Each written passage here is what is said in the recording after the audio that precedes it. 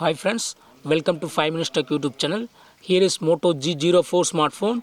In this video, you will learn how to turn off keyboard sound while typing on the keyboard in your phone Moto G04. First of all, go to the typing interface and type something on the keyboard. There will be typing sound. For each letter typing, there will be a small sound.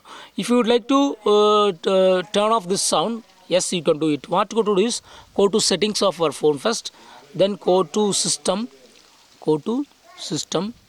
then go to keyboard, then go to on-screen keyboard and go to Gboard, and here click on preferences, and here you go to turn off this option, sound on key press. Just turn off it, and now check.